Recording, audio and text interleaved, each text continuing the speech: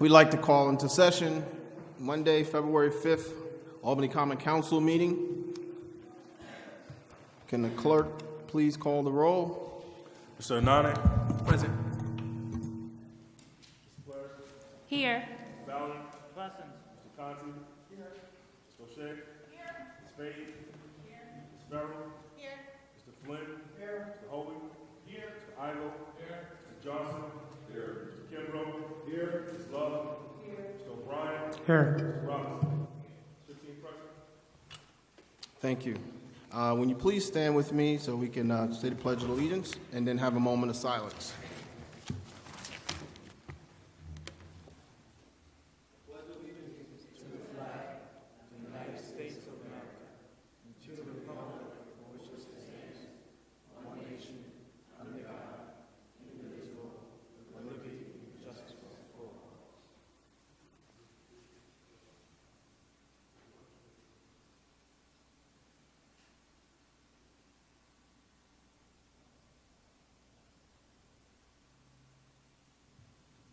Thank you. Today, we will be starting off not with public comment because we have a public hearing scheduled today on February 5th. And if anyone would like to speak on this public topic, you can. There's no time limit on this public hearing, but also anyone who would like to speak on this topic, different from public comment, council members can ask you questions after you speak in a public hearing, unlike public comment. So, could the clerk please read the local law? Local Law B 2018, the local law amending section 34, article 3, senior citizen exemption of chapter 33 of the Albany City Code, allowing the deduction of non-reimbursed medical costs from senior citizens' income for the purpose of qualifying for the senior citizens tax exemption. Is there anyone who would like to be heard on this public hearing? You got two speakers, okay. The first speaker, Alana Klein.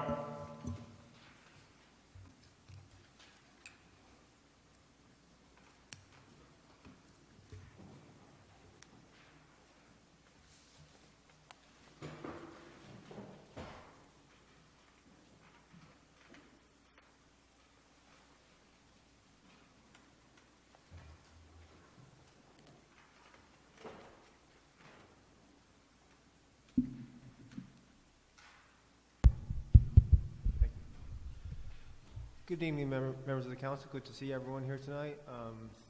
I just want to say I'm in support of anything that can help subsidize limited fixed incomes, especially for senior citizens. They're reliant on,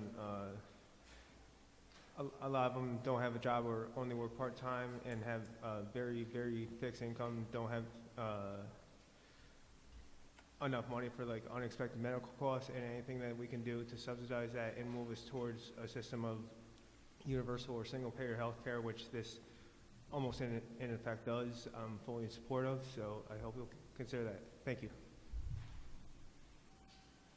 Clerk, call the next speaker. Mr. Vincent Uzo.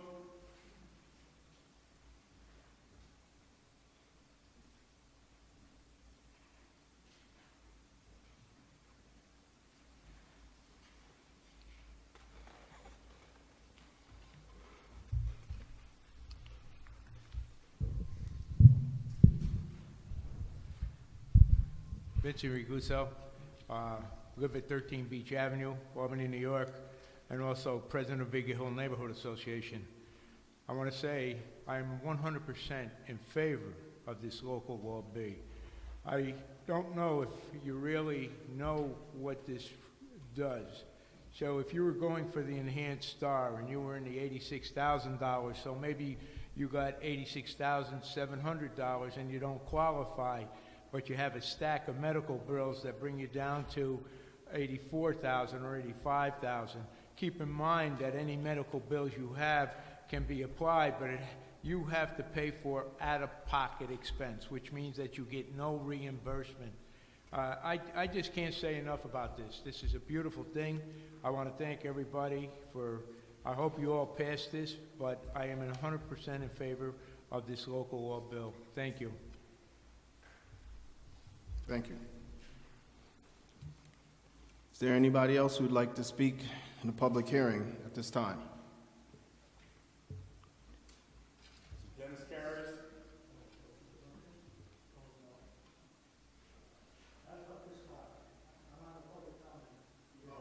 Yeah, this is only on the public hearing about the local law B. Okay, thank you, no problem. So seeing no other people, we'll consider this public hearing closed at this time, and we'll move on to Mr. Conti. Approval of minutes? Oh, that's right.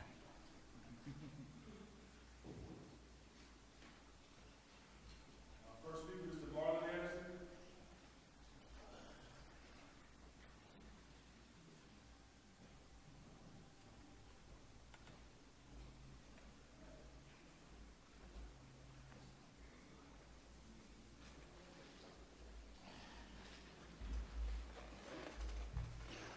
Lights. Guess not. There you go. That's more like it. Good evening, members of the public, members of the council. My name, for anybody who doesn't know it, is Marlon Anderson. I reside at 214 Lark Street in the Lark Street neighborhood in the city of Albany. I've come forward to basically say hello to the newest elected officials in the city of Albany and congratulate you on your election and offer a few words of sage wisdom to those who are entering the political field. I don't have to really lay out my credentials here at this table, but as you do or do not know, I have a very long, very extensive record of leadership in this community.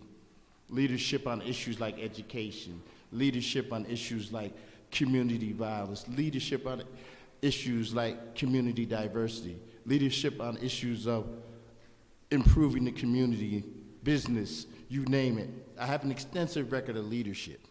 So when I speak, I hope you will hear me due to that long record of undisputed leadership in this community. When I say to you, as newly minted members of the elected community, and make no mistake, it is of the elected community. There's no means of mandate, a public mandate, or anything of that nature. You are newly minted members of the elected community. And with that, I would just hope that as you go forward, that you take the time to lead, because that is what this city is looking for you to do. They want actions, not words. They want leadership, not politics. They want leaders, not politicians. And that is what will create the change that is needed in this city. Again, we still have schools that are failing miserably. We still have crime rampant in our streets. We have racism in the heart of our city. We have issues that have yet to be addressed in this city that people have been crying out for them to be addressed for years. And that is all due to a continued lack of leadership from elected officials. We just had a new crop of elected officials that sat here for the last 4 years, and the majority of them are gone. And with them is their complete lack of leadership on many of the issues in the city of Albany that still stand out. So basically, that is what I'm here to offer, and hope that you will push forward as we go forward into these next 4 years. That you will be the leaders that you have been elected to be. And of course, if you're not, I will step forward to lead. So I wish you all well. I wish you nothing but success. And all I ask is for you to show and prove your leadership. That's what this community needs. So thank you, Happy New Year, and good luck. Thank you. Clerk, please call the next speaker. Mr. Dennis Carey.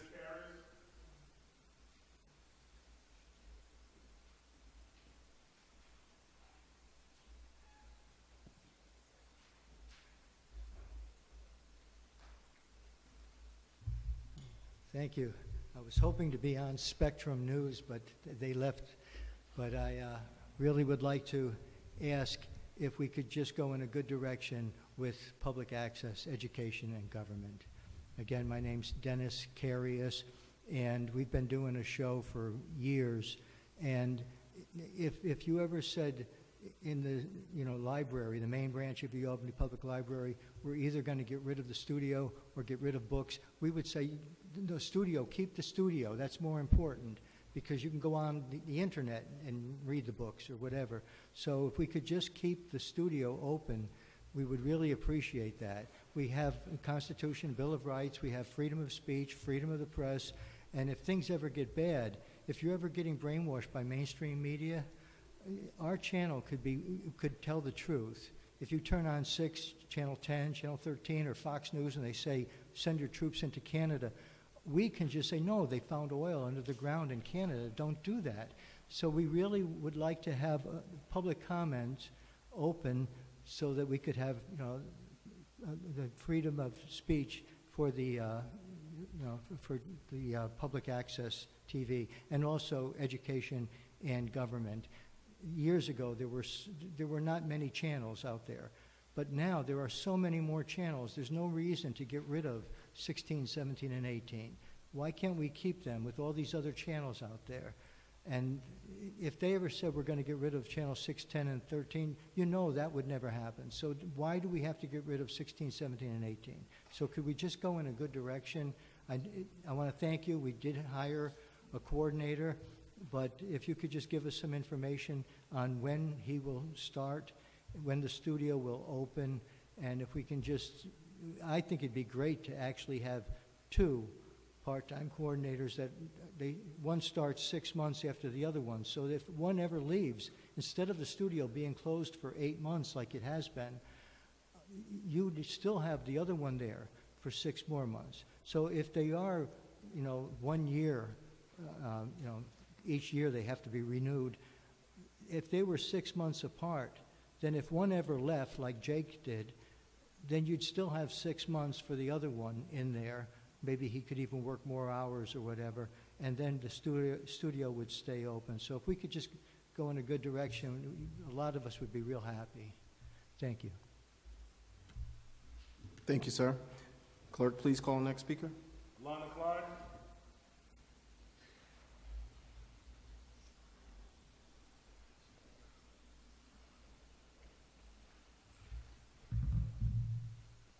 Hello again. It feels like I was just up here.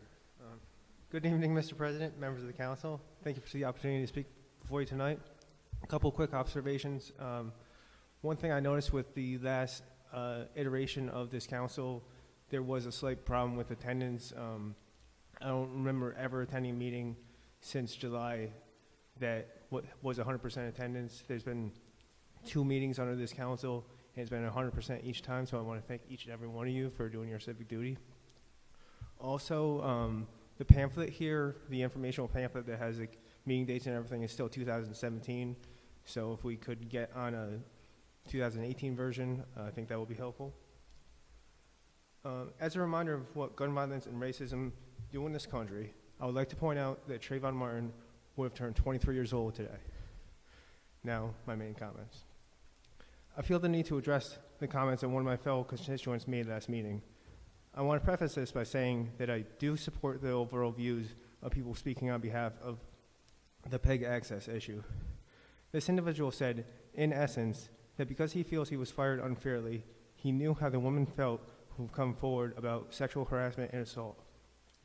Was he fired unfairly? Maybe. I'm not familiar with all the details.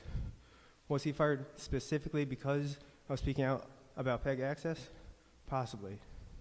However, he was out of line to mention the Me Too movement.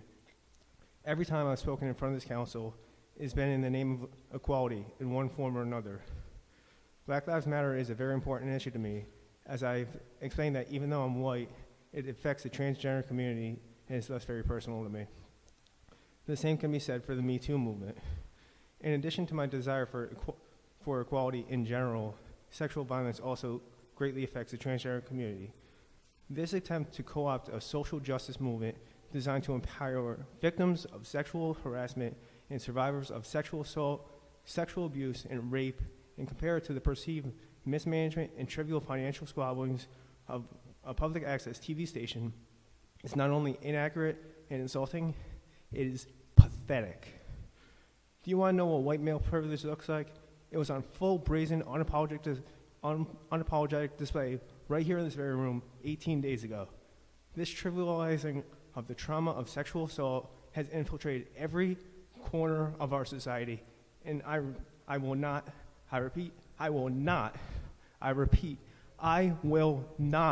sit by idly and quietly and watch as it enters these chambers. This person owes an apology to anyone who's ever been a victim of sexual violence, and they should be ashamed of themselves. Thank you for your time. Black Lives Matter. Assalamu alaikum. Thank you, Ms. Klein. Clerk, please call the next speaker.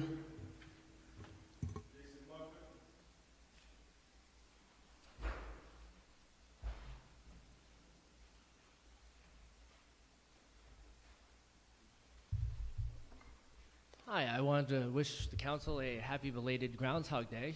As we know, that means 6 more weeks of potholes. So about 2 weeks ago, there was a pothole formed in front of my house, and I decided I would just let that wait. I wasn't going to call 434 City. I wasn't going to use C-Click Fix. I just wanted to see if it would get fixed on its own. And I live on Washington Avenue. It's a main avenue. Thousands of cars travel it over the course of those 2 weeks, and so far nobody else has actually called it in. So I think I'm going to call it in myself soon, but it got me thinking about something. About once a week, all throughout the city, trash gets picked up. The vehicles come by, they come to a complete stop, and the trash is loaded on the back. And meanwhile, the driver is there and has a clear view of the roads of Albany.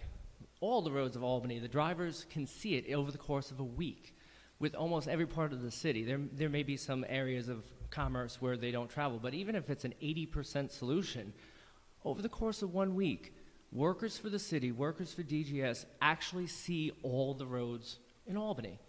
And they could be using that time when the truck is stopped with some very simple technology to just take waypoints, GPS waypoints, to say, okay, pothole here, pothole here, pothole here. It takes literally 3 seconds to do with some phone apps or using a secondhand GPS. And I'm just wondering why we haven't tapped that technology yet. Why haven't we, employed DGS to go above and beyond their spare time as the vehicle is stopped? It's 3 seconds per pothole, and that file could just be transferred over to somebody in charge of saying, okay, here's where we need to send the crews out. So I just want to pitch that idea to everybody, and if somebody needs me to speak about the technical aspects of that, I'm an avid geocacher. I use GPS technology all the time. Just put me in touch with the right person. Thank you. Thank you, sir. Can the clerk please call the next speaker?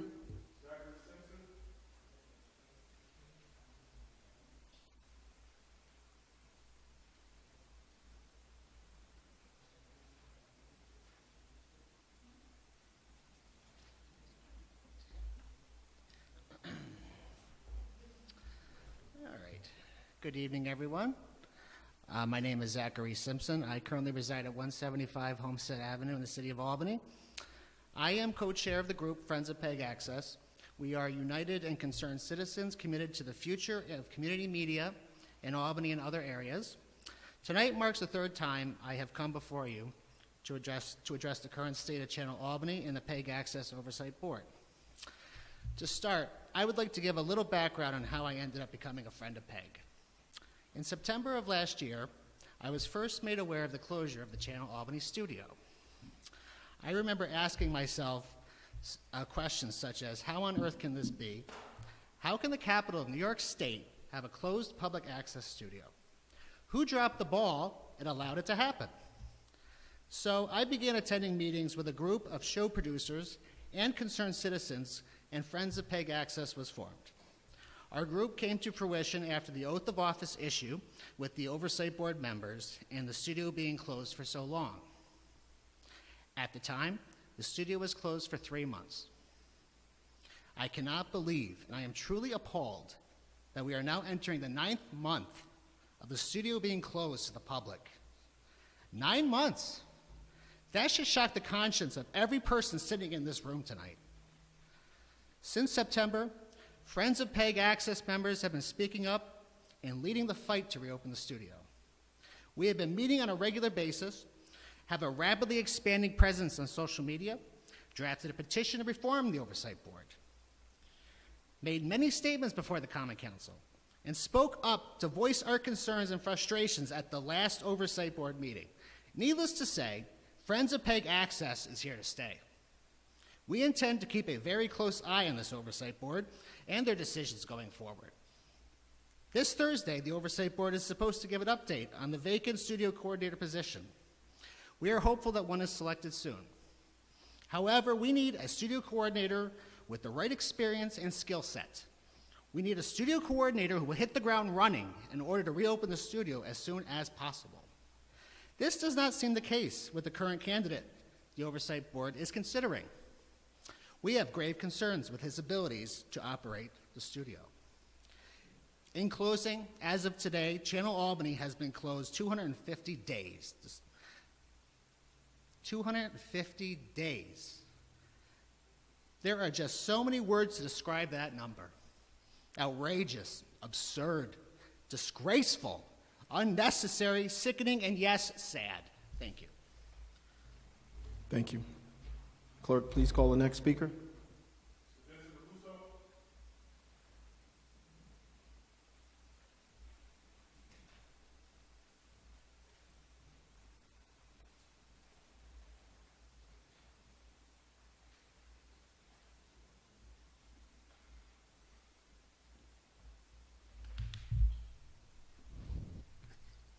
Vince Rigusso, I live at 13 Beach Avenue, Albany, New York. Before this council tonight are 21 serial bonds. Approximately they add up to $19 million. I can't believe that just a few months ago, we went before Governor Cuomo and told him that we were hard pressed for money, that we need $12 million to pull the city out of the hole. When I look at these serial bonds that we're passing, and look at what's happening in the city, there seems to be no austerity program at all. As you look over some of the serial bonds, there are 3 serial bonds that buy vehicles. Do I need 3 serial bonds to buy vehicles? Why isn't there just one? And are all the vehicles necessary? If you look on the one here for a new aerial ladder truck, obviously I assume that it's for the fire department. Is that necessary, or are we just changing it out because of age, 15 years? And right underneath that one is a pumping apparatus for $535,000. And again, is that necessary? Could we put it off for another year? Or again, are we just changing it out because it's 15 years old? I can't fantasize even passing these serial, all of them. And then there's another one, a leachate storage tank for the landfill out of $700,000. Is that going to be used tomorrow as soon as they buy it? Had they bought it, is it being used, or is it going to be used at a future date? The landfill had such a short span left. Why are we spending $700,000 on some storage tank?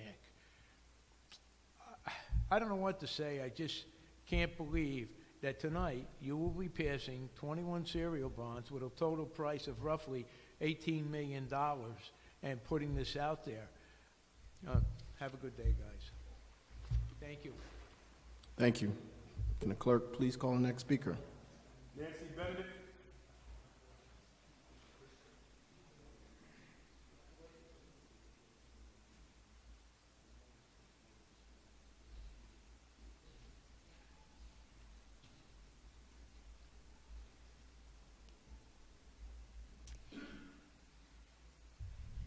My name is Nancy Benedict. I live at 31 Forest Road in Delmar. Now, what I want to say tonight is going to be something that we would be saying on the public access station if we had a public access station that was operational now.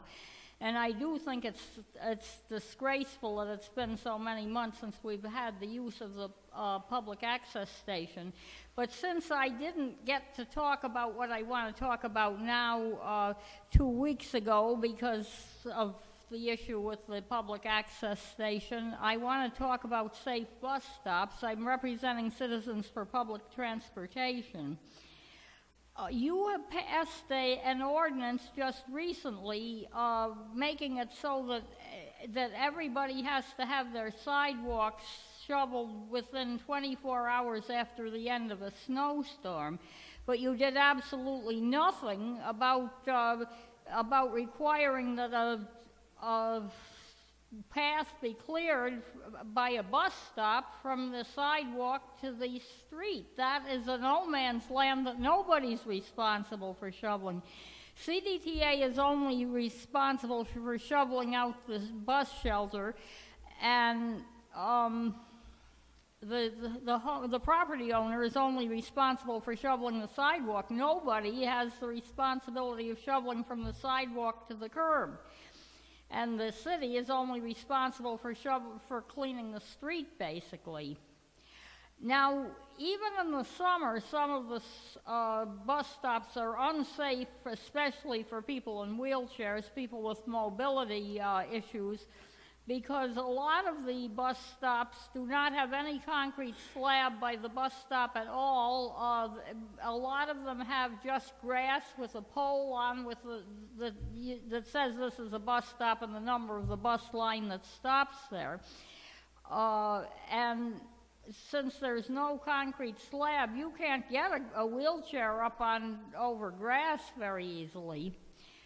Another issue is that the curb cuts are often in the wrong place. The curb cuts aren't at the bus stop. A person in a wheelchair would have to go get off the bus and go down in their wheelchair to wherever the curb cut is, and in which case a lot of times it's the corner.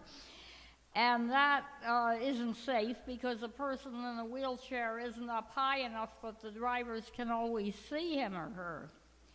So I wish that the Common Council would try to address some of these issues. Thank you. Thank you. Seeing we have no other people signed up for public comment, public comment period is closed as of today. And we'll move to approval of minutes from previous meetings. Mr. Conti. Thank you, Mr. President. I move approval of the minutes for the January 18 meeting. We have a second? All those in favor? Minutes approved. Moving on to consideration of local laws. Ms. Dousschate. Thank you, Mr. President. I notice local law A 2018 and ask for its passage and a roll call vote thereon. Can the clerk please read the local law? A local law amending Article 15 of Chapter 333 of the Code of the City of Albany. Is there any discussion? No discussion. Will the clerk please call the rolls? Mr. Anani? Ms. Claris? Yes. Mr. Ballerin? Mr. Conti? Ms. Doesschate? Yes. Ms. Fahey? Ms. Farrell? Mr. Flynn? Mr. Hoey? Mr. Igo? Mr. Johnson? Mr. Kimbrough? Ms. Love? Mr. O'Brien? Yes. Mr. Robinson? 15 affirmative. Local law passes. Ms. Dousschate. Thank you, Mr. President. I notice local law B-2018 and ask for its passage and a roll call vote thereon. Can the clerk please read the local law? A local law amending Section 34 of Article 3 of Chapter 333 of the Code, of the Albany City Code, allowing for the deduction of non-reimbursed medical costs from senior citizens' incomes for the purpose of qualifying for the senior citizens tax exemption. Any discussion on the local law? Hearing none, can the clerk please call the roll? Mr. Anani? Yes. Mr. Claris? Yes, co-sponsor, please.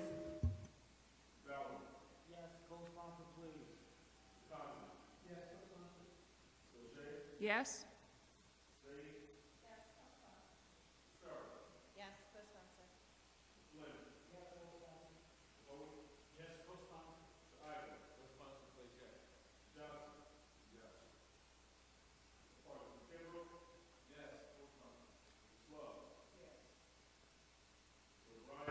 Yes, co-sponsor.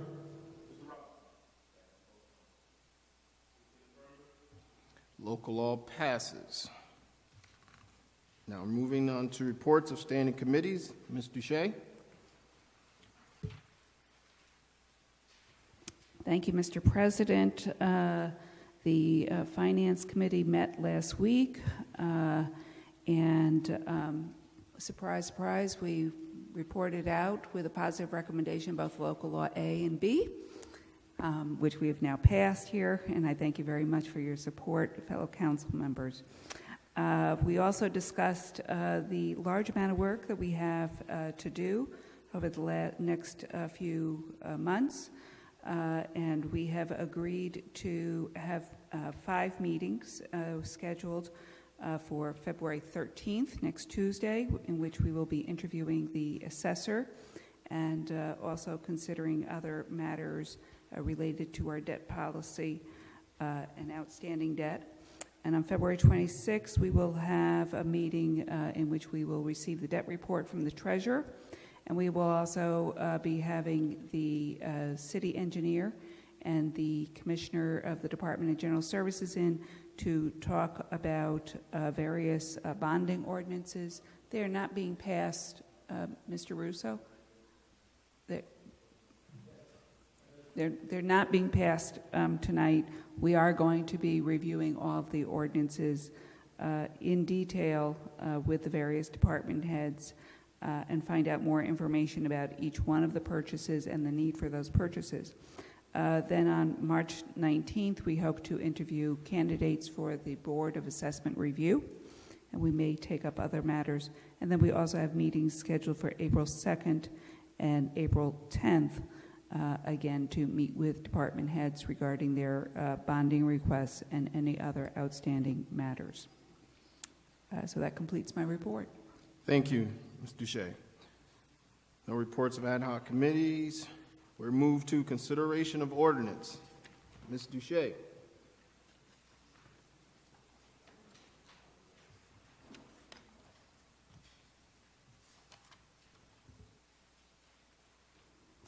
I notice ordinances 1.21.18 through ordinance 21.21.18 for introduction only.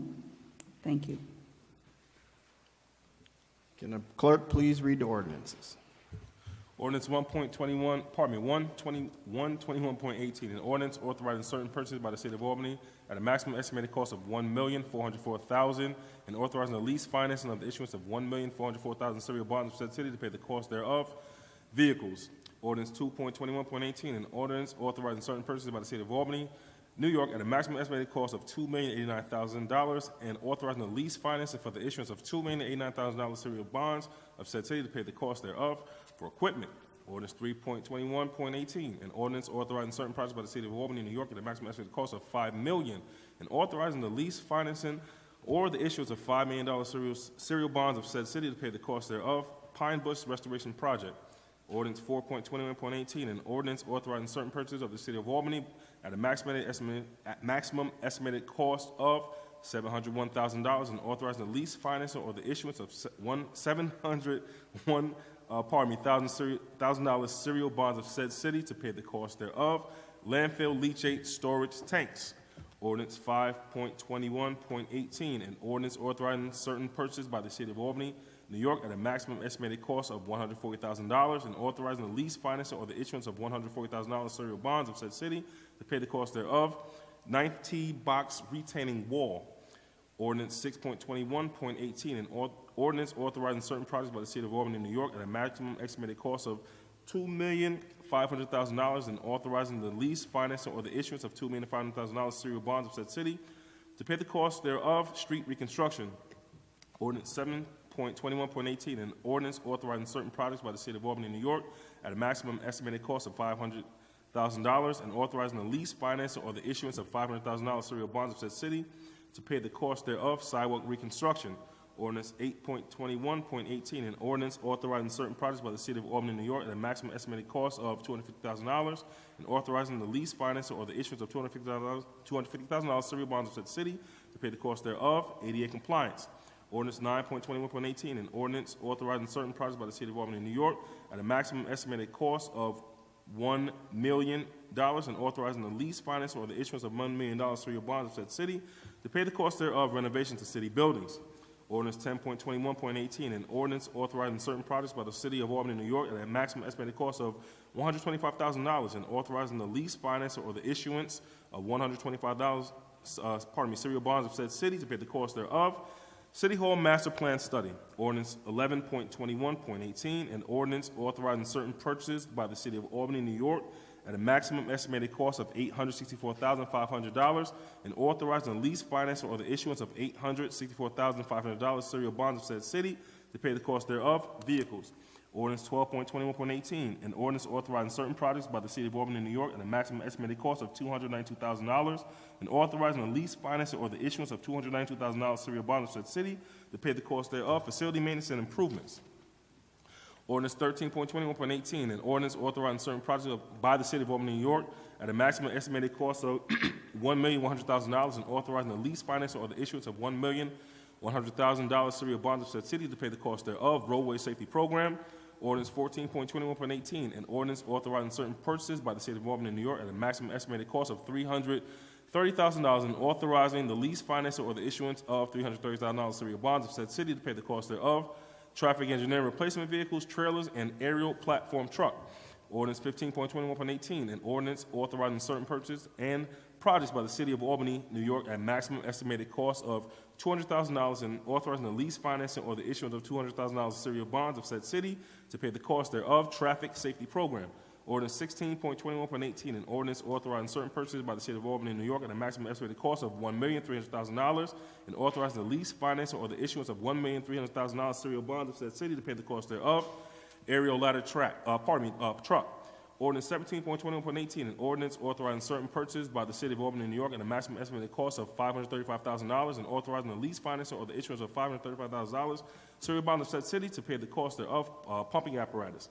Ordinance 18.21.18, an ordinance authorizing certain projects by the City of Albany, New York, at a maximum estimated cost of $150,000, and authorizing the lease, financing, or the issuance of $150,000 serial bond of said city to pay the cost thereof. Firehouse renovations. Ordinance 19.21.18, an ordinance authorizing certain projects by the City of Albany, New York, at a maximum estimated cost of $175,000, and authorizing the lease, financing, or the issuance of $175,000 serial bonds of said city to pay the cost thereof. Playground equipment. Ordinance 20.21.18, an ordinance authorizing certain purchases by the City of Albany, New York, at a maximum estimated cost of $65,000, and authorizing the lease, finance, or the issuance of $65,000 serial bonds of said city to pay the cost thereof. Vehicles. And lastly, Ordinance 21.21.18, an ordinance authorizing certain purchases by the City of Albany, New York, at a maximum estimated cost of $99,100, and authorizing the lease, financing, or the issuance of $99,100 serial bonds of said city to pay the cost thereof. Snow removal equipment. Thank you. Need any water? No. Mr. Conti. Thank you. Mr. President, those ordinances are referred to the Finance Committee. Thank you. And moving right on, we're moving on to the consideration of resolutions. Mr. Conti.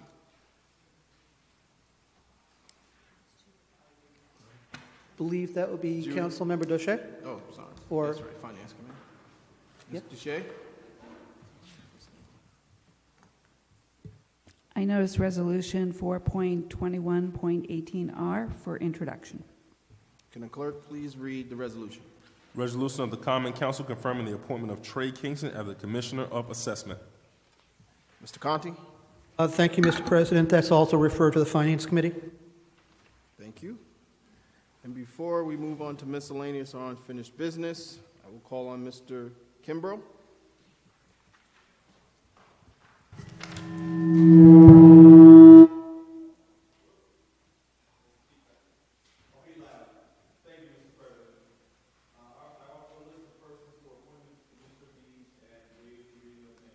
Do we have a second? All those in favor?